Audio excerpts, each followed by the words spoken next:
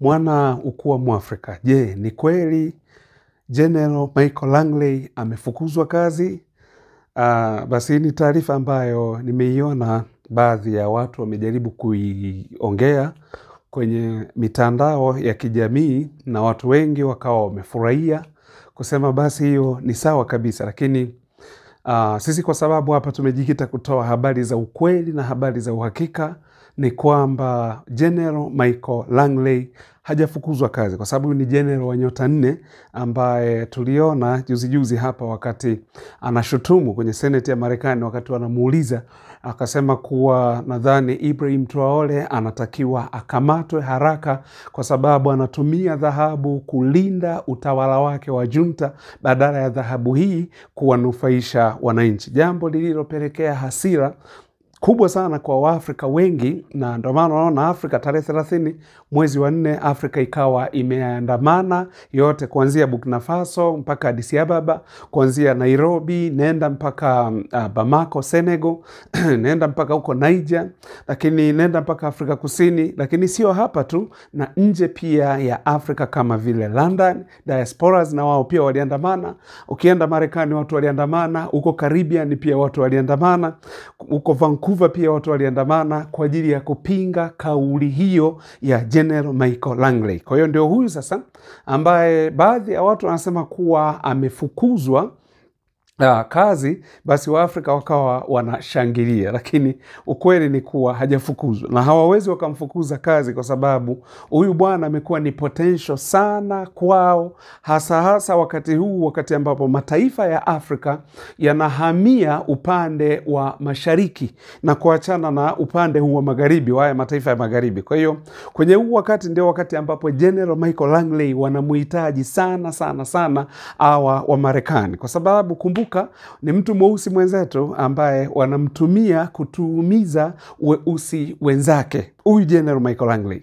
Ndio maana unakumbuka wakati Ibrahim Traore anafanyiwa interview na RT, ile Russian Today, ambacho ni chombo kikubwa cha habari kule Urusi, wakati yuko kule juzi Urusi, aliongea akasema, katika mambo yanayoniumiza sio kwa sababu huyu ni general, na si kwa sababu huyu ni Marekani, hapana, lakini ni kwa sababu huyu ni mweusi mwenzetu, kwa sababu haya mambo tumezoea kuyaona kwenye movie. Hizi movie za Marekani kwa Hollywood, wanapoact zile movie, unakuta wa Afrika wanapewa karakta mbaya kwenye zile movie. Wanapewa wacheze kama wauza madawa ya kulevya, wacheze kama majambazi, majangili, wacheze kama ni watu matapeli. Umeona kwenye hizo movie, na movie zote za Hollywood ukizifuatilia unakuta mastering lazima awe ni mzungu, lakini hao wengine wacheze hizo karakta ambazo ni karakta mbaya. Na kadhalika pia vile Waarabu wanapewa karakta za kama magaidi. Kwa hiyo wewe mwenyewe umetengenezewa akili hiyo. Kwenye movie tu mle ukimwona Mwarabu unajua yes, kuna mahali hapo panaenda kulipuka na vitu vya namna hiyo, kwa sababu tumetengenezewa. Sasa alichokishangaa Captain Ibrahim Traore, alisema ninashangaa hii imehama kutoka kwenye movie imehamia kwenye uhalisia. Na leo hapa tunaona mtu mweusi mwenzetu anataka kutumika kwa ajili ya kwanza kutuumiza weusi wenzake. Kwa hilo ndilo nimelishangaa. Na kitu kingine Traore alisema kuwa nimeshangaa mtu mzima kuwa muongo anaposema tunatumia dhahabu ya Burkina Faso kujilinda. Ni dhahabu ipi? Kwa sababu wakati tunaingia madarakani hakukuwa na dhahabu yoyote ambayo anasema kuwa tunaitumia sisi kwa ajili ya kujilinda. Kwa sababu kumbuka Traore alipoingia madarakani mwaka 2022 anasema hakukuta hata gramu moja kwenye hazina ya dhahabu kwenye taifa la Burkina Faso. Kwa wao ndio wakaanza kuweka dhahabu, na baada ya kuchukua migodi ambayo ilikuwa iko chini ya manyang'au, migodi ambayo ilikuwa iko inadhibitiwa na watu wa magharibi, hususan Ufaransa, ndio pale ikabidi waanze sasa kuanza kuweka akiba ya dhahabu. Kwa hiyo dhahabu anayosema Burkina Faso inatumia dhahabu kwa ajili ya kujilinda, ni dhahabu ya wapi? Haya ni maneno ya Captain Ibrahim Traore ambaye alikuwa ameongea wakati anafanya mahojiano na RT ya Russian Today, ambayo ni televisheni ya kule Urusi. Akaongea mambo mazuri. Lakini General Michael Langley kuna kitu alikiongea pia kuhusiana na, alisema kuwa Urusi na China wanawapotosha wa Afrika. Urusi na China wanawapotosha wa Afrika. Naomba nikuwekea hapa tumsikilize. Hebu msikilize hapa. That we own the facts. We own the facts. We know exactly what the Chinese Communist Party is doing, and to some degree what the Russian Federation is doing and their propaganda operations. But we don't own the narrative. Both of them own the narrative. We sure don't. Absolutely, Chairman. I see this, and I don't mind calling them out, but Captain Tory and Burkina Faso, as they know that both, whether it's their gold reserves, that is all those proceeds are just in exchange to protect the junta regime.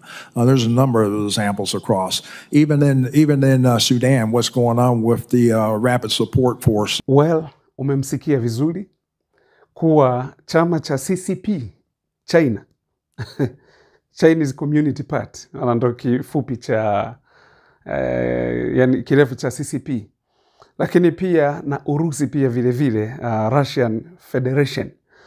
Mesema hawa wanawapotosha wa Afrika. Ni kwa sababu ukumbuke Afrika hapa ilipo inahitaji washirika wa kweli.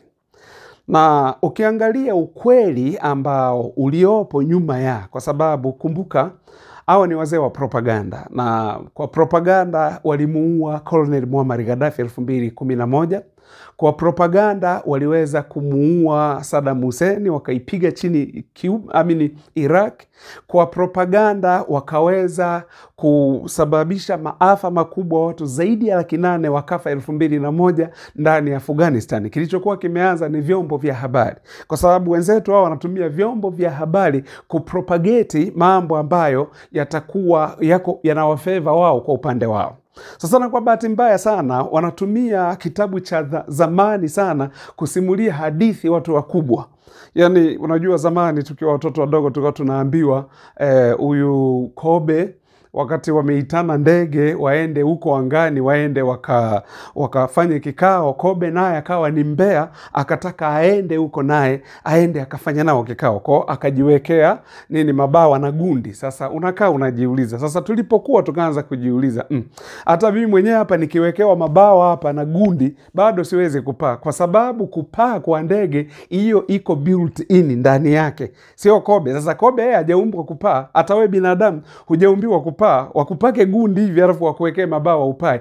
Kwa hizo ndizo story ambazo sasa hawa manyang'au wanajaribu kuzileta, kutumia kitabu cha zamani kuleta story za zamani, wakati watu huko tulishahama tayari. Huko hatuko tena watu sasa hivi. Sasa hivi watu tuko kwenye mambo mengine, tunawaza vitu vingine.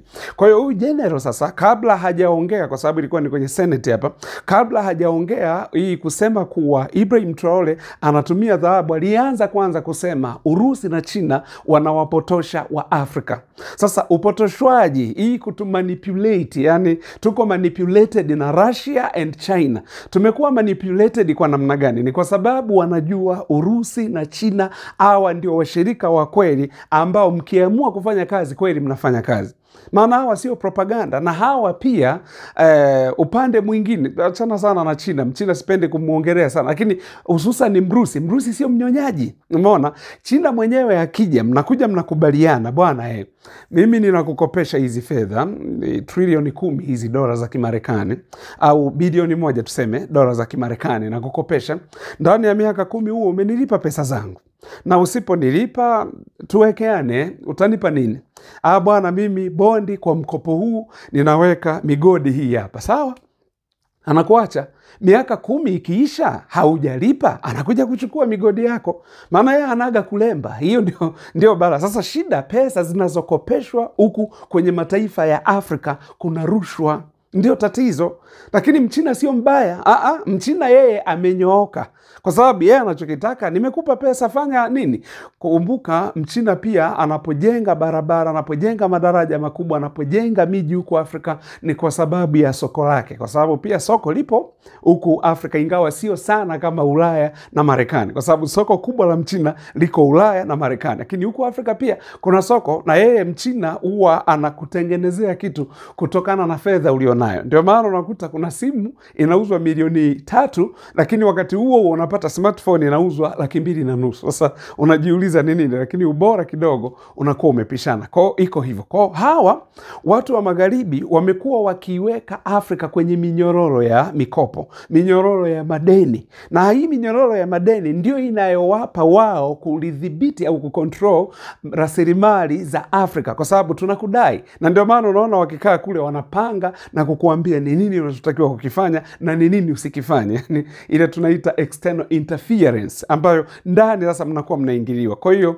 imebidi sasa, kwa sababu wameona Waafrika wameielewa China na Waafrika wameielewa Urusi, walichoamua kukifanya sasa ni kwenda kupropagate. Wameanza kuleta propaganda kuwa hii Afrika au Urusi na China wanawapotosha wa Afrika. Sisi tunapotoshwa na nani? Kwani sisi hatujui kuwa ni nani rafiki na ni nani adui? Hatujui kuwa ni nani tunayeweza kufanya naye biashara na ni nani mnyonyaji? Kwani sisi wa Afrika hatujui kuwa nani ni mshirika na nani ni colonial master? Sasa wao ni macolonial masters, wanaotaka kukukontrol na kila kitu. Tofauti na China na Urusi, wanakuacha wao uendelee na mambo yako, lakini sisi tufanye biashara, tuingie kwenye mikataba na makubaliano, iishie hapo tu. Kwa hiyo haya ndiyo mambo ambayo tunashangaa sana, kwa sababu mtu mweusi mwenzetu kama General Michael Langley anatumiwa na mamlaka. Ni kama Barack Obama alivyokuwa anatumiwa na mamlaka kuenda kumuua ndugu yake Mwafrika mwenzake